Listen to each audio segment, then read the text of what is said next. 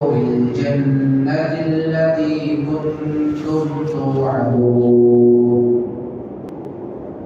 نحن أولياؤكم في الحياة الدنيا وفي الآخرة ولكم فيها ما تشتهي أنفسكم ولكم فيها ما تدعون نزلا من غفور رحيم صدق الله العظيم. وقال النبي صلى الله عليه وسلم المسلم من سلم المسلمون من لسانه ويده أو كما قال عليه الصلاة والسلام.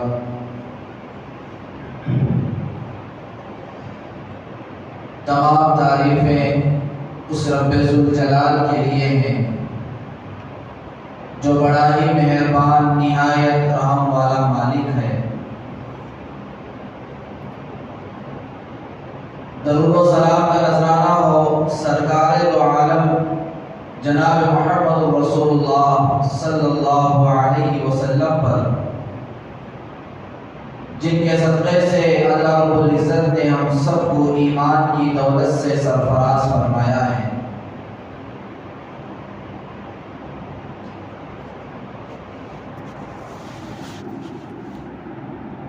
عزیزان محترم، اللہ رب العزت نے ہم سب کو ایک ایسا مہینہ عنایت فرمایا تھا جو مہینہ مقدس مہینہ تھا، جس میں اللہ کے بندے روزہ رکھتے تھے، تراویح پڑھتے تھے، نمازوں کی پابندی کیا کرتے تھے، اللہ سے ڈرتے تھے، اللہ کے احکامات پر پورے کے پورے طور پر اترنے کی کوشش کرتے تھے۔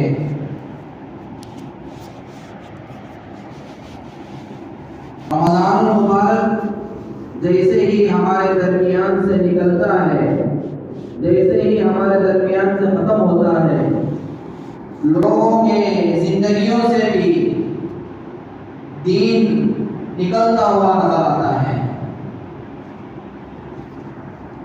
لوگ بھی نمازوں کی پابندی کرنا کم کر دیتے ہیں، لوگ بھی اللہ کے احکامات پر چلنا کم کر دیتے ہیں، لوگ اللہ کے بتائے ہوئے طریقے پر چلنا کم کر دیتے ہیں۔ وجہ کیا ہے؟ وجہ یہ ہے کہ ہم نے صرف یہ سمجھ لیا کہ رمضان المبارک پورے سال بھر میں صرف ایک واحد مہینہ ہے جس میں ہم صرف عبادت کرنا ہے، روزے رکھنا ہے، نماز پڑھنا ہے، اللہ کے بتائے ہوئے طریقے پر چلنا ہے اور جناب محمد رسول اللہ صلی اللہ علیہ وسلم کی شریعت مطہرہ کے مطابق چلنا ہے۔ جیسے ہی رمضان چلا جاتا ہے تو لوگ یہ سمجھتے ہیں کہ اب رمضان چلا گیا تو نمازیں بھی معاف ہیں اور اللہ کے احکامات پر چلنا بھی ہمارے لیے کوئی ضروری نہیں ہے۔ ایسا کچھ نہیں ہے۔ رمضان المبارک اس لیے آتا ہے کہ جس طریقے سے رمضان المبارک کے ایام میں ہم لوگوں نے اللہ سے ڈرتے ہوئے زندگی گزاری، اللہ کے بتائے ہوئے طریقے پر زندگی گزاری، تقوی کے ساتھ زندگی گزاری، اللہ کے احکامات پر زندگی گزاری، نمازوں کی پابندی کے ساتھ زندگی گزاری، لوگوں کے ساتھ اچھے اخلاق کے ساتھ زندگی گزاری، پڑوسیوں کا خیال کرتے ہوئے زندگی گزاری، دین پر استقامت کے ساتھ جمع رہنے کے ساتھ زندگی گزاری۔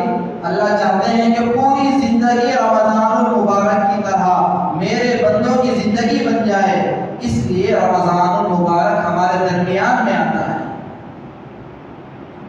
ہم لوگوں نے اس کا معنی پلٹ دیا، ہمارے ذہنوں میں ہمارے معاشرے میں یہ دستور چل پڑا ہے کہ صرف رمضان المبارک میں ہمارے مسجدیں بھرتی ہیں، رمضان المبارک کے اندر قرآن کی تلاوت ہوتی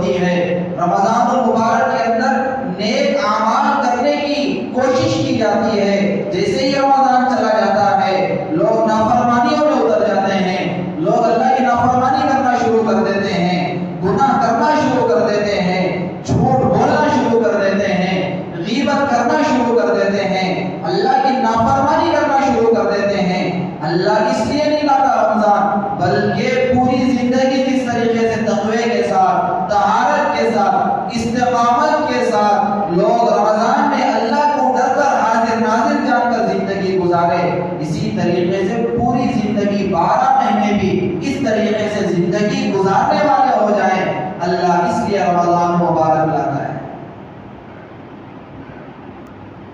میرے عزیز دوستو، قرآن مجید میں اللہ نے صاف ارشاد فرمایا ہے، ان الذین قالوا، بے شک وہ لوگ جو کہتے ہیں ربنا اللہ، اللہ ہی ہمارا رب ہے، اللہ ہی سب کچھ کرنے والا ہے، اللہ ہی ہمیں پالنے والا ہے، اللہ ہی ہمیں روزی روٹی دینے والا ہے، اللہ ہی ہر مسئلے کا حل کرنے والا ہے۔ جو لوگ یہ کہتے ہیں ان الذین قالوا ربنا اللہ، وہ لوگ جو کہتے ہیں کہ اللہ ہی سب کچھ کرنے والا ہے، اللہ ہی ہمارا رب ہے، پھر آگے فرمایا ثم استقاموا، کہنے کے بعد وہ دین پر ثابت قدم رہتے ہیں۔ جو دین اللہ نے ہمیں عطا فرمایا ہے، جو قرآن اللہ نے ہمیں عطا فرمایا ہے، جو شریعت اللہ نے ہمیں عطا فرمائی ہے، جو رسول اللہ صلی اللہ علیہ وسلم نے جو دین لے کر امت کے درمیان میں آئے ہیں، وہ دین پر جو آدمی اللہ کے اوپر ایمان لانے کے بعد استقامت کے ساتھ جم کر رہتا ہے اور استقامت کے ساتھ نمازوں کی پابندی کرتا ہے، استقامت کے ساتھ اللہ سے ڈرتا ہے، استقامت کے ساتھ نیک اعمال کرتا ہے، قرآن کی تلاوت کرتا ہے، اللہ کو راضی ہونے والے اعمال کرتا ہے، یہ سب کچھ استقامت کے اندر آتے ہیں۔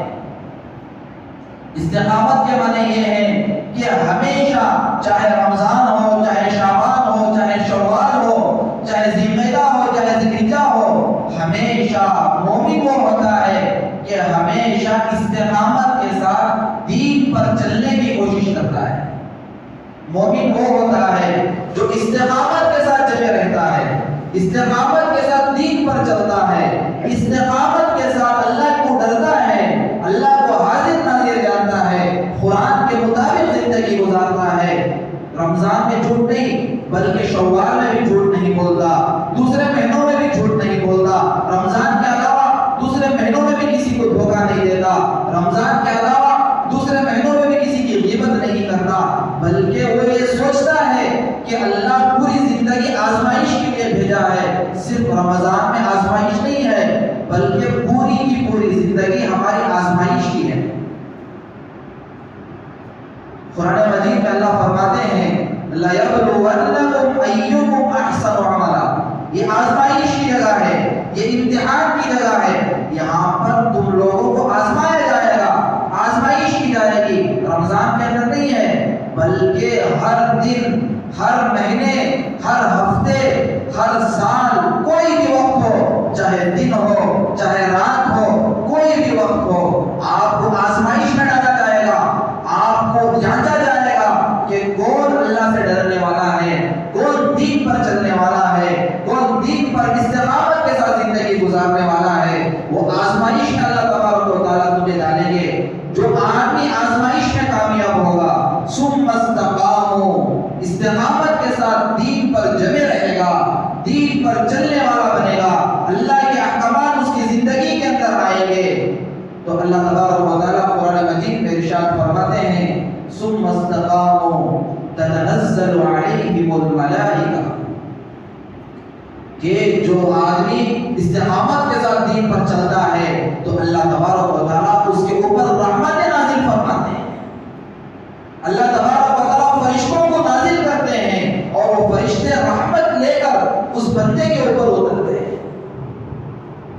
شرط کیا ہے؟ کہ شرط یہ ہے کہ آدمی استقامت کے ساتھ دین پر ڈٹے رہے، کچھ وقت کے لیے نہیں، کچھ مہینے کے لیے نہیں، کچھ دن کے لیے نہیں، بلکہ پوری کی پوری زندگی استقامت کے ساتھ دین پر ثابت قدم رہے، تو اللہ کا وعدہ یہ ہے کہ اس بندے پر اللہ کی رحمت اترتی ہے، اس بندے پر فرشتے اترتے ہیں اللہ کی رحمت لے کر، تتنزل علیہم الملائکہ۔ اور آگے فرمایا جو آدمی استقامت کے ساتھ دین پر ثابت قدم رہتا ہے تو اللہ نے وعدہ فرمایا اللہ تخافوا ولا تحزنوا، نہ اس کے لیے کوئی ڈرنے کی ضرورت نہیں ہے۔ اللہ کیا بول رہے ہیں؟ اس آدمی کو ڈرنے کی ضرورت نہیں ہے، خوف کھانے کی ضرورت نہیں ہے، پریشان ہونے کی ضرورت نہیں ہے، فکر مند ہونے کی ضرورت نہیں ہے۔ کون سے آدمی کے لیے؟ جس آدمی کی زندگی کے اندر استقامت ہو، دین پر ثابت قدم رہے، ہمیشہ اللہ کا ڈر، اللہ کا خوف اس کی زندگی میں آئے، نمازوں کا پابند بنے، اللہ کے نبی علیہ السلام کی شریعت اس کے زندگی کے اندر اترے۔ ایسے آدمی کے لیے اللہ بشارت دیتے ہیں، اللہ خوشخبری سناتے ہیں کہ اس کے لیے کوئی فکر کرنے کی ضرورت نہیں ہے۔ اللہ تخافوا ولا تحزنوا، نہ خوف کی ضرورت ہے، نہ غم زدہ ہونے کی ضرورت ہے، نہ پریشان ہونے کی ضرورت ہے۔ اللہ تخافوا ولا تحزنوا، اور آگے بشارت یہ دیتے ہیں اللہ تبارک و تعالیٰ، وَأَبْشِرُوا بِالْجَنَّةِ الَّتِي كُنْتُمْ تُوعَدُونَ۔ میرے عزیز دوستو، اللہ یہ مختصر سی زندگی میں یہ اپنے بندوں کو تھوڑی زندگی دے کر آزمائش میں مبتلا کر کے اتنے بڑے وعدے اپنے بندوں سے فرما رہے ہیں کہ جو بندے اللہ سے ڈر کر زندگی گزار کر آئیں گے، استقامت کے ساتھ زندگی گزار کر آئیں گے، ان کے لیے نہ خوف ہے، نہ غم کھانے کی ضرورت ہے، بلکہ ان کے لیے بشارت ہے۔ ان کے لیے بشارت دے دیجئے کہ ان کے لیے جنت کا دروازہ کھول دیا جائے گا۔ یہ تو دنیا کی زندگی مختصر سی زندگی ہے، یہ دنیا کی زندگی یہ دھوکے کی زندگی ہے۔ یہاں آدمی کی جوانی کام آئے گی، نہ آدمی کا مال کام آئے گا، نہ آدمی کا منصب کام آئے گا، نہ آدمی کا مقام و مرتبہ کام آئے گا۔ یہ مسافر خانہ ہے، آدمی یہاں پر آیا ہے، یہ آزمائش کے لیے آیا ہے کہ ان حالات میں رہتے ہوئے جو بندہ استقامت کے ساتھ دین پر اللہ کو راضی کرنے کے ساتھ زندگی گزارتا ہے، اللہ تبارک و تعالیٰ اسے دنیا میں بھی سکون والی زندگی عطا فرماتے ہیں، آخرت میں تو اس کے لیے وعدہ ہے کہ وَأَبْشِرُوا بِالْجَنَّةِ الَّتِي، کہ ایسی جنت کی خوشخبری دے دو جس کا ان سے وعدہ کیا گیا تھا۔ ایسی جنت اللہ دیں گے، ایسی جنت کا وعدہ اللہ فرما رہے ہیں، ایسی جنت جس کے بارے میں ہمیں تصور نہیں کر سکتے، جس کے بارے میں ہمیں گمان نہیں کر سکتے، جو ہمارا ذہن قاصر ہے کہ جنت کے بارے میں سوچیں۔ اللہ کی جنت ان لوگوں کے لیے بنائی گئی ہے جو بندے دنیا میں رہتے ہوئے تقوی کے ساتھ زندگی گزارتے ہیں۔ تقوی کیا ہے؟ تقوی یہ ہے کہ ہمیشہ اس بندے کے دل کے اندر اللہ کا خوف ہو، لوگوں کا خوف نہیں، اس طریقے سے کروں گا، چوری کروں گا تو لوگ مجھے چور کہیں گے، لوگوں کا خوف نہیں، بلکہ چوری کروں گا تو اللہ مجھے دکھے گا، مرنے کے بعد اللہ کے سامنے جا کر کھڑے ہو کر جواب دینا پڑے گا، غیبت کروں گا، کسی کے حق ماروں گا تو قیامت کے دن اللہ کے سامنے کھڑے ہو کر جواب دینا پڑے گا۔ اللہ کا تقوی، اللہ کا خوف جب انسان کے دل کے اندر آتا ہے تو اللہ تبارک و تعالیٰ اسے دنیا اور آخرت میں کامیابی عطا فرماتے ہیں۔ وَأَبْشِرُوا بِالْجَنَّةِ الَّتِي، کہ ایسی جنت کا اللہ وعدہ فرمائے ہیں جو اللہ نے وعدہ کیا ہے۔ میرے عزیز دوستوں بزرگوں، کہ دنیا والے تو وعدہ کرتے ہیں، وعدہ بھی پورا کرتے ہیں، لیکن ان کا وعدہ کبھی جھوٹا بھی ہو سکتا ہے، لیکن اللہ کا وعدہ ایسا وعدہ ہے کہ اللہ وعدہ خلافی کرنے والے نہیں ہیں۔ اللہ وعدہ خلافی کرنے والے نہیں ہیں، اللہ کا وعدہ تو پکا وعدہ ہے، اللہ کا وعدہ سب تو سچا وعدہ ہے، بس یقین کی ضرورت ہے۔ جس بندے کے دل کے اندر یہ یقین آ جائے کہ اللہ جو وعدے ہمارے ساتھ کر رہے ہیں وہ ضرور بضرور جنت میں ہمیں عطا فرمائیں گے، تو ہمارے لیے دین پر چلنا ہمارے لیے آسان ہو جائے گا، اللہ کے احکامات کو اپنی زندگی میں اتارنا ہمارے لیے آسان ہو جائے گا، دین پر ثابت قدم رہنا ہمارے لیے آسان ہو جائے گا۔ چاہے رمضان آئے، چاہے شوال آئے، ہمیشہ نمازوں کی پابندی کرنا ہمارے لیے آسان ہو جائے گا، ہمیشہ سچ بولنا ہمارے لیے آسان ہو جائے گا، غیر غلط چیزوں سے بچنا ہمارے لیے آسان ہو جائے گا، زنا کاری سے بچنا ہمارے لیے آسان ہو جائے گا، سود خوری سے بچنا ہمارے لیے آسان ہو جائے گا، ہر برے عمل سے بچنا ہمارے لیے آسان ہو جائے گا، جس عمل سے اللہ ہمارے سے ناراض ہوتے ہیں۔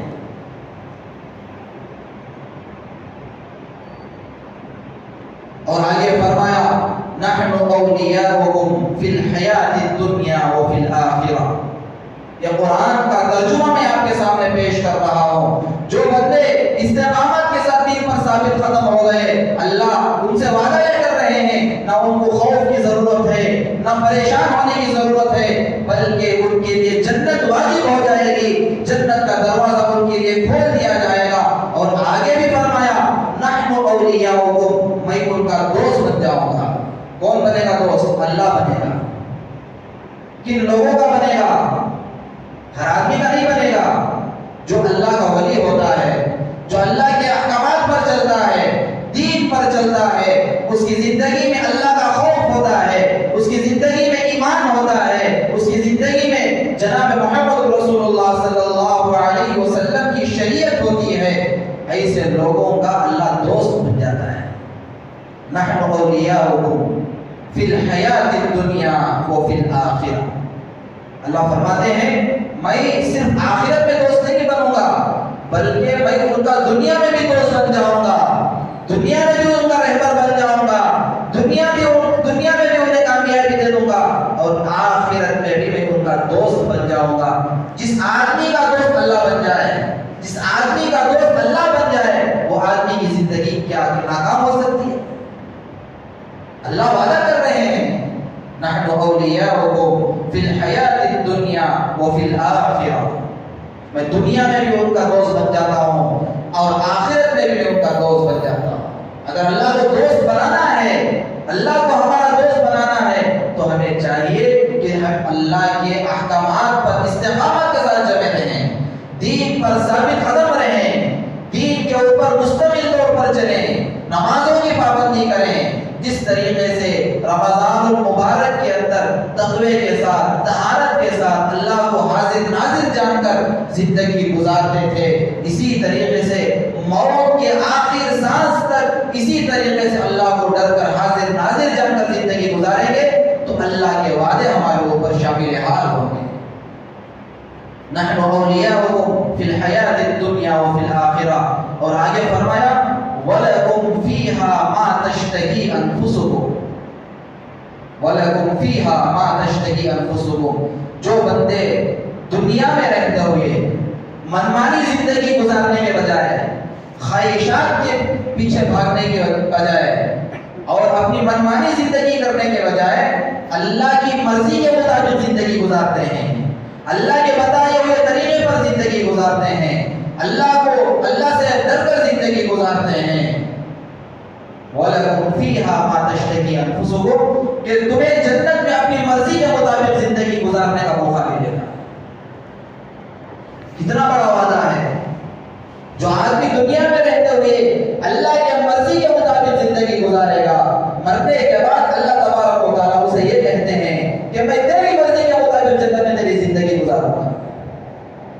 کتنا سستا سودا اللہ تبارک و تعالیٰ مجھے اور آپ کو عنایت فرما رہے ہیں. لیکن افسوس کی بات یہ ہے میرے عزیز دوستوں کہ ہمیں دنیا کی لذتوں نے گھیر رکھا ہے. ہم دنیا کے اندر ایسے گھرے ہوئے ہیں کہ ہم صرف دنیا کے پیچھے اپنی زندگیوں کو لگا رہے ہیں، اللہ کی نافرمانی کے ساتھ زندگی گزار رہے ہیں. تو اللہ کے وعدے ہمارے ساتھ کیسے ہو سکتے ہیں؟ وَلَكُمْ فِيهَا مَا تَشْتَهِي أَنفُسُكُمْ وَلَكُمْ فِيهَا مَا تَدَّعُونَ. اور قیامت کے دن جنت میں جو اللہ نے وعدہ کیا ہے، ان وعدوں کو اللہ تبارک و تعالیٰ جنتیوں کے ساتھ عطا فرمائیں گے، جنت کی نعمتوں کے ساتھ عطا فرمائیں گے، جنت کی لذتوں کے ساتھ جنت کے اندر عطا فرمائیں گے. نُزُلًا مِّن غَفُورٍ رَحِيمٍ. آپ جنت میں اللہ کے مہمان بنیں گے. میزبان کون ہوں گے؟ اللہ کے ولی ہوں گے، اللہ کے فرمانبردار بندے ہوں گے. اور میزبان کون ہوگا؟ میزبان اللہ ہوگا. اللہ ہماری مہمان نوازی کریں گے. مہمان نوازی کہاں ہوگی؟ ہماری مہمان نوازی جنت میں ہوگی. جنت کے اندر ہم مہمان بنیں گے اور اللہ میزبان بنیں گے. دنیا کا تو دسترخوان، ایک مالدار کا دسترخوان دیکھ کر ہم خوش ہو جاتے ہیں کہ کتنی بڑی مہمان نوازی کیا، کتنا اچھا کھانا کھلایا، کتنا اچھا اکرام ہمارا کیا. یہ تو دنیا کے لوگ ہیں. اللہ تو شہنشاہوں کا شہنشاہ ہے، اللہ تو مالک ہے.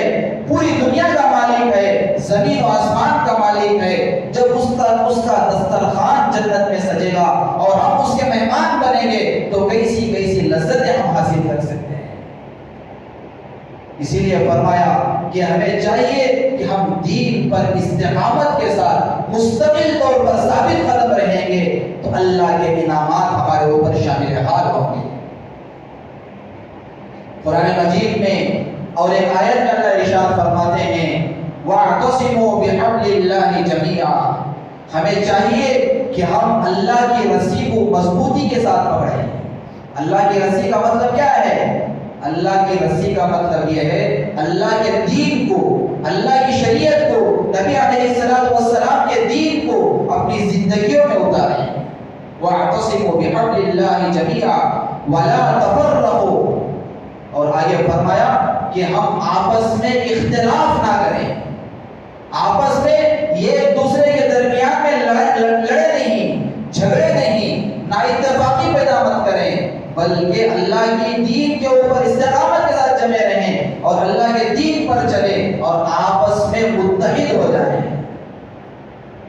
وَلَا تَفَرَّقُوا وَاذْكُرُوا نِعْمَتَ اللَّهِ عَلَيْكُمْ، اور اللہ کی نعمتوں کا مذاکرہ کریں، اللہ کی نعمتوں کو یاد کریں، اللہ کیسی کیسی نعمتیں ہمارے اوپر نازل فرما رہے ہیں۔ وَاذْكُرُوا نِعْمَتَ اللَّهِ عَلَيْكُمْ إِذْ كُنْتُمْ أَعْدَاءً، جب آپس میں تم دشمن بن چکے تھے، آپس میں تم لڑ چکے تھے، تو اللہ نے تمہارے قلوبوں کے دلوں کے اندر محبت کو پیدا کیا۔ إِذْ كُنْتُمْ أَعْدَاءً فَأَلَّفَ بَيْنَ قُلُوبِكُمْ فَأَصْبَحْتُمْ بِنِعْمَتِهِ إِخْوَانًا، اور تم ایسی حالت میں ہو چکے تھے وَكُنْتُمْ عَلَى شَفَا جُرُفٍ هَارٍ، اور تم جہنم کے تانے پر چلے گئے تھے۔ اللہ نے تمہیں ہدایت عطا فرمائی، یہ سب کچھ کرنے والی ذات اللہ کی ہے، اس لیے ہمیں چاہیے کہ ہم استقامت کے ساتھ دین پر چلے رہیں اور متحد ہو جائیں اور اللہ کے بتائے ہوئے طریقے پر چلیں، دین پر ثابت قدم رہیں۔ اگر ثابت قدم رہیں گے تو اللہ کے وعدے جو میں آپ حضرات کے سامنے پیش کیا، جنت ملے گی، اللہ ہمارے سے راضی ہوں گے، دنیا میں بھی ہمیں کامیابی ملے گی اور آخرت میں بھی ہمیں کامیابی ملے گی۔ اور اسی طریقے سے ہمارے درمیان جو یہ حالات سامنے آ رہے ہیں، الیکشن کا مسئلہ ہے، ووٹ کا مسئلہ ہے، بڑے حالات نازک ہیں، ایسی صورت میں ہمیں اب یہ پروف دینا ہے کہ مسلمان متحد ہو جائیں، مسلمان یہ ایک پلیٹ فارم میں جمع ہو جائیں، آپس میں یہ ایک دوسرے کی دشمنیوں کو ختم کریں، انانیت کو ختم کریں، اپنے آپ کو بڑا سمجھنے سے اکتائیں۔ اگر اپنے مرضی کے مطابق اور اپنی چاہت کے مطابق زندگی گزارنے کی کوشش کریں گے تو حالات جو ہمارے سامنے آ رہے ہیں اس سے بھی بدتر سے بدتر ہو جائیں گے۔ اگر اللہ کی مدد ہمیں شامل حال ہونا ہے تو ہمیں سب سے پہلے چاہیے کہ مسلمان متحد ہو جائیں اور جو وقت کا تقاضا ہے، وقت کی نزاکت ہے، اسے سامنے رکھتے ہوئے ہم اپنے ووٹ کا استعمال کریں۔ قرآن مجید میں اللہ نے صاف ارشاد فرمایا وَأَطِيعُوا اللَّهَ وَرَسُولَهُ، جو بندے اللہ کی اطاعت کرتے ہیں، رسول کی اطاعت کرتے ہیں، وَلَا تَنَازَعُوا، اور آپس میں جھگڑتے نہیں ہیں، وَلَا تَنَازَعُوا فَتَفْشَلُوا وَتَذْهَبَ رِيحُكُمْ، اگر جھگڑتے ہیں تو ان کی طاقت ختم ہو جاتی ہے۔ اگر مسلمان جھگڑیں گے، مسلمان نا اتفاقی میں لگے رہیں گے، مسلمان اپنے آپ کو بڑا سمجھ کر زندگی گزاریں گے تو اللہ تبارک و تعالیٰ فرماتے ہیں جو مسلمانوں کی جو طاقت ہے وہ بکھر جائے گی۔ آج سب سے بڑا مسئلہ یہ ہے کہ ہمارے اندر اتحاد نہیں ہے، ہمارے اندر اتفاق نہیں ہے، جس کی وجہ سے ہم مختلف شعبوں میں بٹے ہوئے ہیں۔ اسی لیے فرمایا فَتَفْشَلُوا وَتَذْهَبَ رِيحُكُمْ، اگر تم جھگڑتے ہوئے زندگی گزارو گے تو تمہاری طاقت بکھیر جائے گی، اللہ کی مدد تمہارے اوپر شامل حال نہیں ہوگی۔ اس لیے ہمیں چاہیے کہ ہم متحد ہو جائیں، یہ طریقے سے صحیح طریقے سے اپنے ووٹ کو لگائیں۔ جو سیکولر پارٹی ہے سیکولر پارٹی کو اپنا ووٹ لگائیں، اگر لگائیں گے تو جو حالات جو ہمارے سامنے پردے کا جو مسئلہ ہے، نیو ایجوکیشن کا جو مسئلہ ہے اور حالات اذان کا جو مسئلہ ہے، ٹرپل طلاق کا جو مسئلہ ہے، یہ سب کچھ ہمارے متحد نہ ہونے کی وجہ سے ہمارے اوپر یہ حالات آ رہے ہیں۔ اور آپس میں یہ ایک دوسرے کے ساتھ ایثار کا قربانی کا معاملہ کریں۔ اللہ کے نبی علیہ السلام نے ہمیں سکھایا ہے کہ یہ ایک دوسرے کی عزت کریں۔ وَيُؤْثِرُونَ عَلَىٰ أَنفُسِهِمْ وَلَوْ كَانَ بِهِمْ خَصَاصَةٌ، یہ ایک دوسرے کو اپنے آپ سے زیادہ اہمیت دیں، یہ ایک دوسرے کے ساتھ ہمدردی کا معاملہ کریں۔ اللہ کے نبی علیہ السلام کے پاس ایک صحابی آتے ہیں، اللہ کے نبی صلی اللہ علیہ وسلم سے کہتے ہیں اے اللہ کے نبی میں بھوکا ہوں، کچھ کھانے کے لیے موجود ہے تو کھانا کھلا دیں۔ اللہ کے نبی علیہ السلام اپنے ازواج مطہرات کو سوال کرتے ہیں پہنچ کر کہ گھر میں کچھ کھانے کے لیے موجود ہے؟ تو ازواج مطہرات کہتے ہیں کہ اللہ کے نبی علیہ السلام کئی دن ایسے گزر گئے جو ہمارے گھر میں چولہا تک نہیں جلا ہے، کھانے کے لیے کچھ بھی موجود نہیں ہے۔ اللہ اکبر، سوچنے کا مقام ہے میرے عزیز دوستوں، جن کے صدقے سے اللہ نے دنیا بنائی، جنت بنائی، جن کے صدقے سے اللہ نے ہمیں ایمان عطا فرمایا، ایسے شہنشاہ کے گھر کے اندر کھانے کے لیے کھانا نہیں ہے۔ یہ قربانی کس کے لیے تھی؟ یہ قربانی امت کے لیے تھی، یہ قربانی ہمارے لیے تھی، یہ پلیٹ فارم میں جمع کرنے کے لیے تھی، ہماری زندگیوں میں دین کو داخل کرنے کے لیے تھی۔ اگر اللہ کے نبی علیہ السلام چاہتے تو آسمان سے دسترخوان اتار کر کھا سکتے تھے، لیکن اللہ کے نبی علیہ السلام نے نہیں چاہا، بلکہ قربانی کو بتایا کہ حالات آئیں گے، ہمیں چاہیے کہ دین پر استقامت کے ساتھ جڑے رہیں، اللہ کے احکامات پر جڑے رہیں، نبی علیہ السلام کی بتائے ہوئے طریقے پر چلیں گے تو ہماری قربانی ایک نہ ایک دن رنگ لائے گا۔ پھر اللہ کے نبی صلی اللہ علیہ وسلم صحابہ کو جمع کر کے اعلان کرتے ہیں کہ میرے گھر میں ایک مہمان آیا ہوا ہے، وہ مہمان کو اپنے گھر لے جانے کے لیے کون تیار ہے؟ پورے صحابہ میں سے ایک صحابی تیار ہوتے ہیں، اے اللہ کے نبی علیہ السلام میں اس صحابی کو لے جانے کے لیے تیار ہوں۔ پھر وہ صحابی کو لے جاتے ہیں اور اپنے زوجہ، اپنے اہلیہ سے سوال کرتے ہیں کہ گھر میں کچھ کھانے کے لیے موجود ہے؟ اللہ کے نبی علیہ السلام کے جانب سے ہمارے گھر میں ایک مہمان آیا ہوا ہے۔ جیسے ہی یہ آواز ان کے اہلیہ کے کانوں میں پڑتی ہے تو اہلیہ کہتی ہیں، ان کی بیوی کہتی ہے کہ گھر میں کھانے کے لیے نہ آپ کے لیے ہے نہ میرے لیے ہے، بس بچوں کے لیے دو کچھ لقمے ہیں، بچا کچا ہے، بچوں کے لیے رکھا گیا ہے۔ تو فرماتے ہیں کہ یہ مہمان اللہ کے نبی علیہ السلام کی جانب سے آیا ہوا ہے، بچوں کو پھیلا پھسلا کر سلا دو، بچوں کو پھیلا پھسلا کر سلا دو اور ہانڈی چولہے پر رکھ دو اور دسترخوان بچھا دو، مہمان کو بٹھا دیں گے اور مہمان کے سامنے وہ کھانے کو سامنے رکھیں گے اور ہم بھی بیٹھ جائیں گے۔ جب مہمان کھانا کھانا شروع کرے گا تو جو لیامپ ہوتا ہے، جو بتی ہوتی ہے، ہم اسے بجھا دیں گے، جیسے ہی بتی بجھ جائے گی ہم کھانا نہیں کھائیں گے اور آیا ہوا مہمان کھانا کھائے گا۔ یہ تھی قربانی میرے عزیز دوستو، اپنے بچوں کو بھولا پسلا کر سلا دیے، بھوکا سلا دیے، خود بھی بھوکے رہیں گے، اور جو اللہ کے نبی کا جو مہمان تھا اس مہمان کو کھانا کھلا کر، پیٹ بھر کر کھانا کھلا کر دیں۔ یہ ہے اخلاق، یہ ہے آپس میں اتحاد، یہ ہے آپس کی یؤثرون علی انفسہم ولو کان بہم خصاصہ کی مثال ہے۔ اسی لیے ہمیں چاہیے کہ ہم متحد ہو کر جو حالات جو ہمارے سامنے آ رہے ہیں اپنے ووٹ کا صحیح استعمال کریں، اپنے ایمان کو نہ بیچیں، اپنے ضمیر کو نہ بیچیں۔ دیکھنے کو ملتا ہے کہ کچھ پیسوں کے خاطر، کچھ لالچ کے خاطر اپنے ووٹ کو لوگ بیچ دیتے ہیں۔ یہ بڑی افسوس کی بات ہے میرے عزیز دوستوں بزرگوں، یہ اپنے ووٹ کو نہیں بیچ رہے ہیں بلکہ ہمارے ایمان کو بیچ رہے ہیں۔ آج ہم کچھ پیسے لے کر غلط چیزوں کو حاصل کرنے کے لیے، اپنے نام کو بلند کرنے کے لیے کچھ پیسوں کی لالچ میں جا کر اپنے ووٹ کو تو بیچ دیں گے، لیکن وقت ایسا آئے گا کہ ہماری نسلوں کی زندگیاں برباد ہو جائیں۔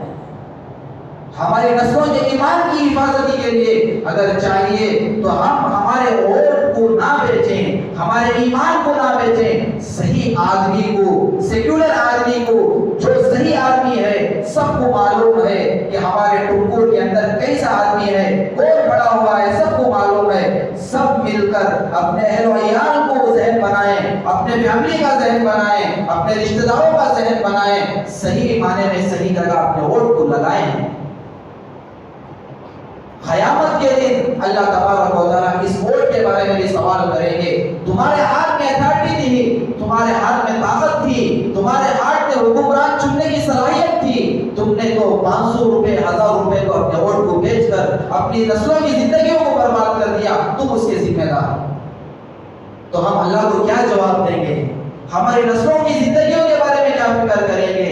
اس لیے ہمیں چاہیے کہ ووٹ کو نہ بیچیں, ووٹ کو صحیح طریقے سے استعمال کریں. سیکولر آدمی کو اپنے ووٹ کو لگائیں گے تو انشاءاللہ نتیجہ بھی اچھا آئے گا, اللہ کے فیصلے بھی اچھے آئیں گے, اور ٹنکور کے حالات جو ناسازگار ہیں اللہ سازگار بھی بنائیں گے, اللہ کے فیصلے بھی صحیح ہوں گے, اور ہمارے بچوں کے ایمان کی حفاظت ہوگی, ہماری مساجدوں کی حفاظت ہوگی, ہمارے مدرسوں کی حفاظت ہوگی, ہمارے بچوں کے سب سے پہلے ایمان کی حفاظت ہوگی, اذان بھی ہوگی, نماز بھی ہوگی, سب کچھ ہوگا.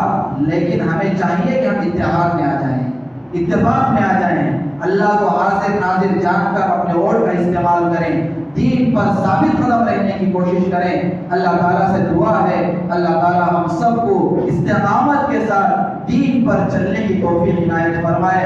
اللہ تعالیٰ سے دعا ہے اللہ تعالیٰ ہم سب کو تقوی کے ساتھ زندگی گزارنے کی توفیق عطا فرمائے. اللہ تعالیٰ سے دعا ہے کہ اللہ تعالیٰ ہمارے ٹنکور کے اندر جو الیکشن ہونے والا ہے اس الیکشن کا صحیح نتیجہ اللہ تعالیٰ ہمارے ٹنکور کے لیے مرحمت فرمائے. اللہ تعالیٰ ہم سب کو قبول فرمائے. آمین. وآخر دعوانا الحمدللہ رب العالمین. جو حضرات سنت نہیں پڑھے سنت